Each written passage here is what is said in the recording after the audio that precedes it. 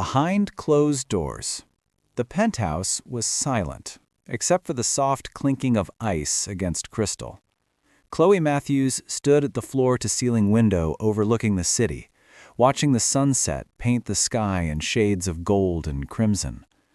She held a glass of wine she hadn't touched, her fingers wrapped around it like a lifeline. Behind her, she could hear Adam on his phone in his study, his voice booming with that familiar arrogance that once made her fall for him. Yes, I understand. Tomorrow at 8, Adam's voice carried through the partially open door. Then came the laugh, that hollow, cruel laugh she'd grown to despise. Don't worry about Chloe, she's busy with her little fashion projects. She won't even notice. Chloe closed her eyes. How many times had she heard variations of this conversation? How many times had she stood in rooms while her husband's eyes glazed over when she talked about her designs, her brand, her dreams? She'd spent 7 years of marriage building something beautiful in the shadows of his success, only to watch him dismiss it as a hobby, a phase, something to keep his wife occupied while he conducted real business. The worst part wasn't the infidelity, though that stung like an open wound. It was the disrespect. Adam didn't bother hiding Savannah Winters anymore. The young woman came to office parties, business dinners, even their annual charity galas. He had introduced her as a promising junior executive, all while maintaining that smug smile that suggested Chloe was too naive or too foolish to notice. What he didn't realize was that the entire city noticed. Their friends whispered. The household staff exchanged knowing glances.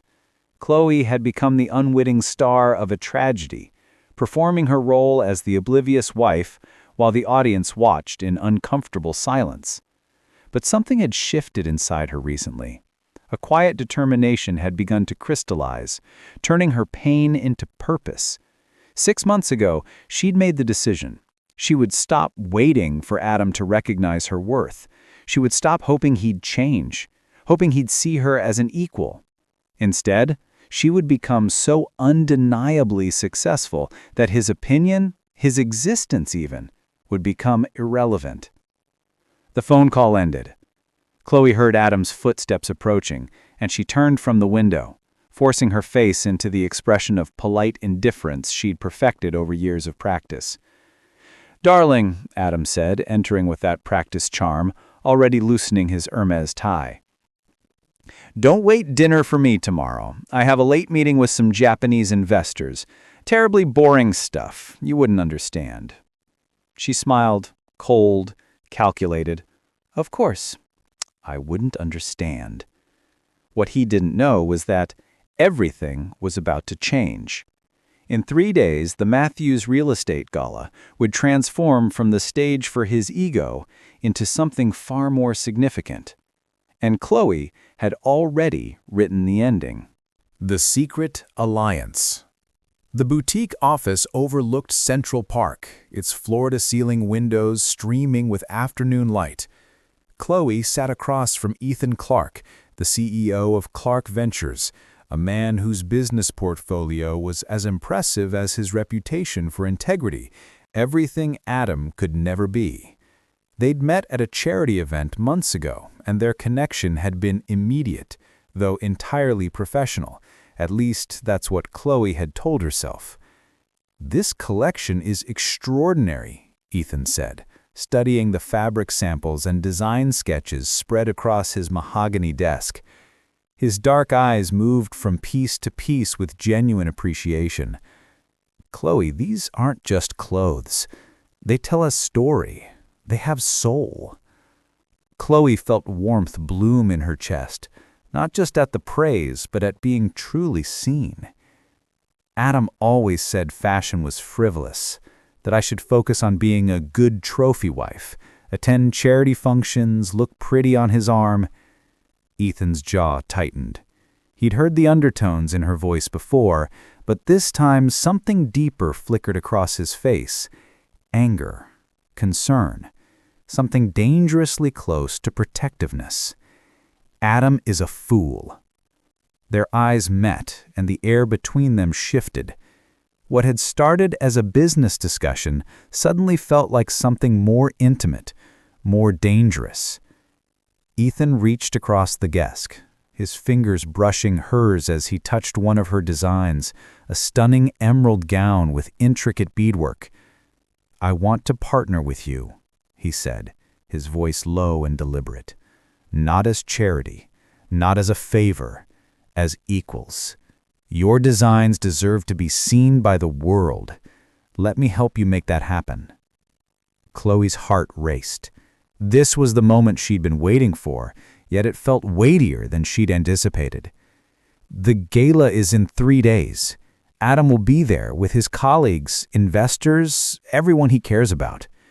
"I know," Ethan said quietly. "That's where we make the announcement. That's where you show him, and everyone else, who you really are." Over the next 72 hours, a plan unfolded like a carefully choreographed dance. Ethan's team worked around the clock, securing the final pieces of their collaboration. Chloe's designs were photographed, styled, and prepared for presentation. But more importantly, Chloe transformed. She'd hired a trainer, a stylist, a therapist who helped her shed years of self-doubt.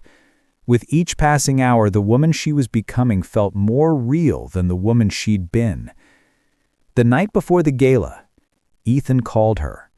His voice was warm, reassuring, but underneath she detected something else, a current of emotion he was carefully controlling. "Tomorrow, you walk in that ballroom not as Adam's wife. You walk in as Chloe Matthews, designer, visionary, and the most remarkable woman I've ever met.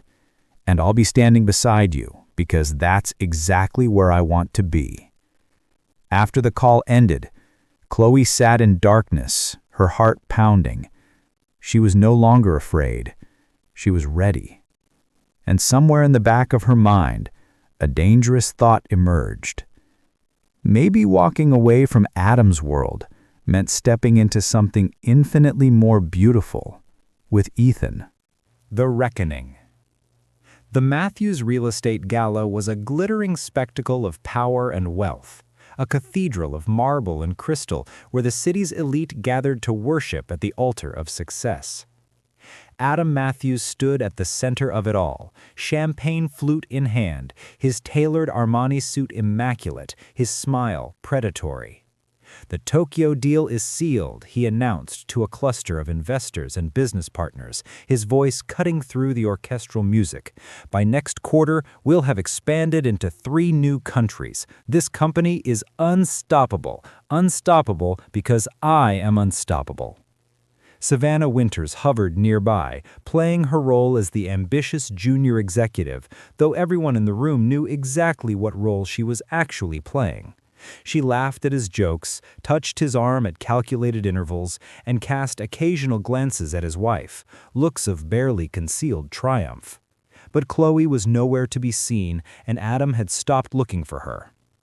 "And you know what the best part is?" Adam continued, his voice dripping with smugness. "Nobody suspects a thing. That mousy wife of mine is too busy with her little fashion blog or whatever she does, too naive to even notice what's happening right under her nose. She'll stay in that penthouse, planning charity galas, being grateful that a man like me chose her.